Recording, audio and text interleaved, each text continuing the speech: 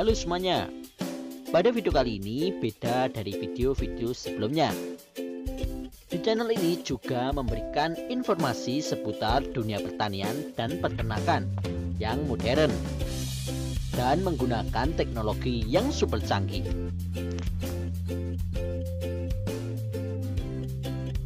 Tapi sebelum lanjut videonya, alangkah baiknya bagi teman-teman yang belum berlangganan channel ini, silahkan klik tombol subscribe yang ada di bawah. Like jika teman-teman suka konten seperti ini, komen seputar video ini, dan share ke media sosial teman-teman semuanya. Oke, langsung saja kita ke videonya.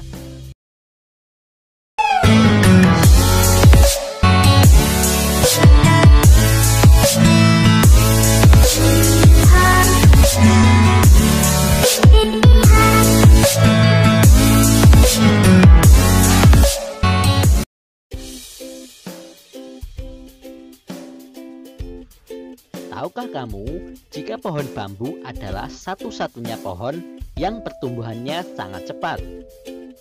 Bahkan dapat kamu amati dengan mata telanjang. Dalam satu hari, bambu yang tumbuh dari rebung seperti ini dapat tumbuh mencapai 50 cm dalam sehari.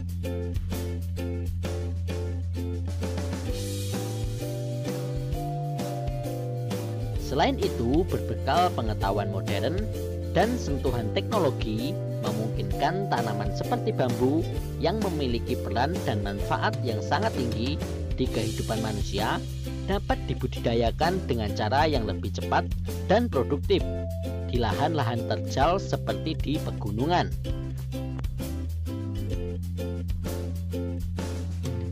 Sejak dahulu, pohon bambu sudah digunakan dalam banyak jenis peralatan di kehidupan sehari-hari, mulai dari pembuatan tembok anyaman, tempat minum, hingga membuat penyangga rumah. Namun, kini bambu lebih sering digunakan untuk kerajinan peralatan bangunan maupun peralatan makan. Di beberapa daerah, bambu hanya ditanam di pinggir-pinggir lahan untuk memenuhi kebutuhan perorangan, dan masih sangat langka petani yang mau membudidayakan bambu di lahan yang khusus dengan jumlah yang besar. Sehingga kali ini channel Angga Diansyah akan mengajak teman-teman untuk melihat bagaimana perkebunan bambu modern di negara maju yang ada di Asia.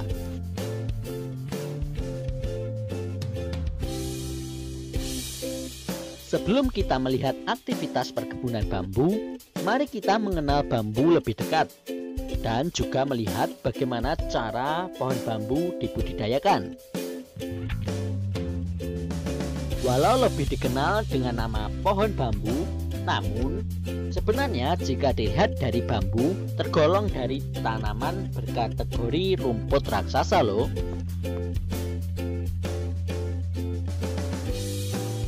Bambu diklasifikasikan lebih dari 10 genus dan ada sekitar 1450 spesies. Spesies bambu ditemukan di berbagai lokasi iklim, mulai dari iklim dingin, iklim pegunungan, hingga daerah tropis yang panas. Lalu, bagaimana pohon bambu dikembangbiakan di pertanian modern?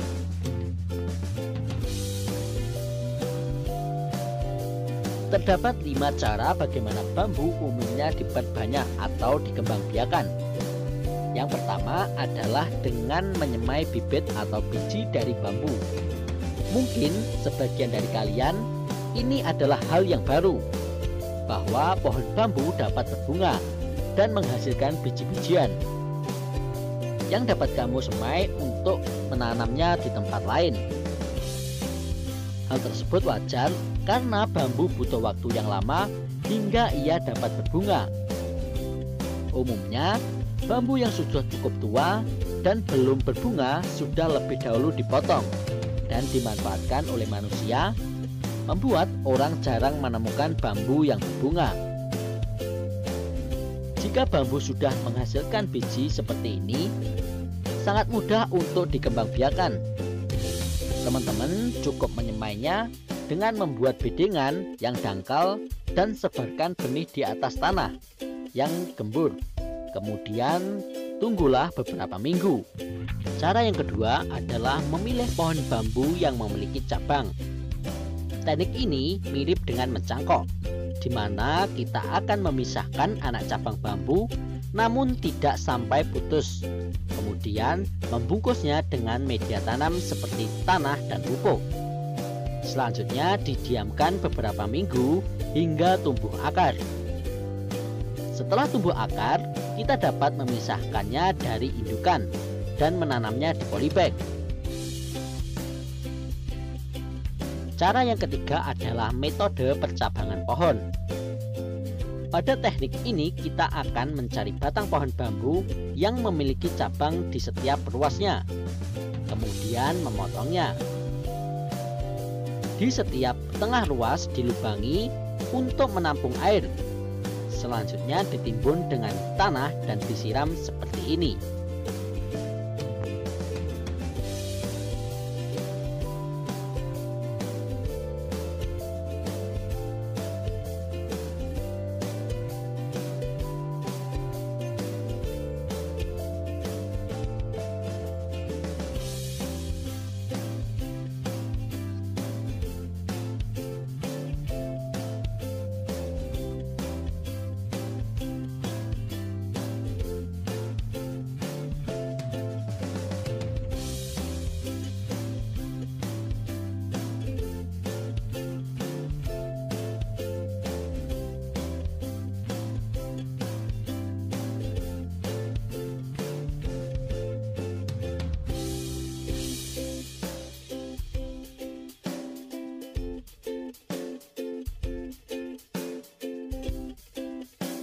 Cara yang keempat adalah mencari akar dari rumpun bambu.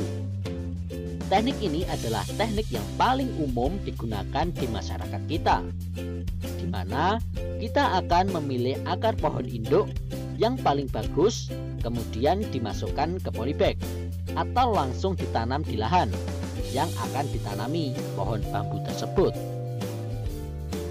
Dalam beberapa minggu, tunas baru akan muncul dari samping batang pohon indukan. Kemudian cara yang terakhir atau yang kelima adalah metode kultur jaringan. Metode ini mungkin hanya dapat dilakukan di pertanian modern untuk mendapatkan bibit yang paling unggul dari spesies indukan. Metode ini dilakukan dengan cara mengisolasi bagian dari tanaman. Sekelompok sel atau jaringan yang tumbuh dengan kondisi antiseptik sehingga bagian tanaman tersebut dapat memperbanyak diri dari tumbuhan menjadi tanaman lengkap kembali.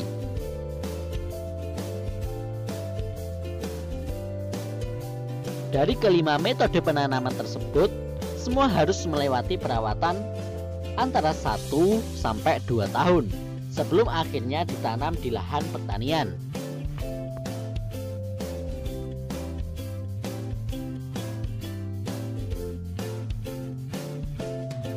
Kembali ke perkebunan pohon bambu. Dengan melihat sifat bambu yang dapat tumbuh hampir di semua tempat dan juga manfaat pohon bambu sebagai daerah resapan air, penahan erosi, membuat perkebunan pohon bambu biasanya dimanfaatkan di daerah-daerah lereng gunung sebagai lahan utamanya. Sehingga perkebunan bambu dapat memanfaatkan lahan-lahan sisa. Di alam liar, pohon bambu tumbuh subur dan tua setelah berumur 4 tahun. Namun di bawah perawatan manusia dan pemupukan membuat usia panen pohon bambu akan lebih cepat. Selain itu, pohon ini juga dikenal sebagai pohon dengan tumbuhan tercepat di dunia. Rebung yang tumbuh dari tanah dapat tumbuh hingga 60 cm per hari dengan bantuan lahan pinggir pegunungan yang luas dan dijadikan hutan bambu seperti ini, sehingga memungkinkan perusahaan dapat memanen pohon bambu setiap harinya. Pemanenan dilakukan dengan ditandai dengan para inspektor yang mengukur diameter batang bambu, kemudian menandai bambu-bambu yang siap panen dengan pita merah. Selanjutnya para pekerja memotong menggunakan golok maupun mesin senso. Kemudian untuk mengangkut batang pohon bambu hasil panen dapat dilakukan dengan traktor seperti ini, atau menggunakan kuda untuk daerah yang tidak mungkin dilewati traktor. Selanjutnya, batang bambu dikumpulkan di tempat penyimpanan, yang selanjutnya akan melalui proses perendaman untuk meningkatkan umur usia pakai bambu, sehingga batang pohon bambu tahan terhadap pelapukan dan serangan hama. Dan akhirnya, bambu-bambu ini akan didistribusikan ke setiap konsumen yang membutuhkannya untuk dibuat menjadi bahan jadi yang kita gunakan sehari-hari. Sekian teman-teman video pada kesempatan kali ini. Semoga bermanfaat dan menambah wawasan buat teman-teman semuanya. Sekian, nantikan video-video menarik selanjutnya. Wassalamualaikum warahmatullahi wabarakatuh.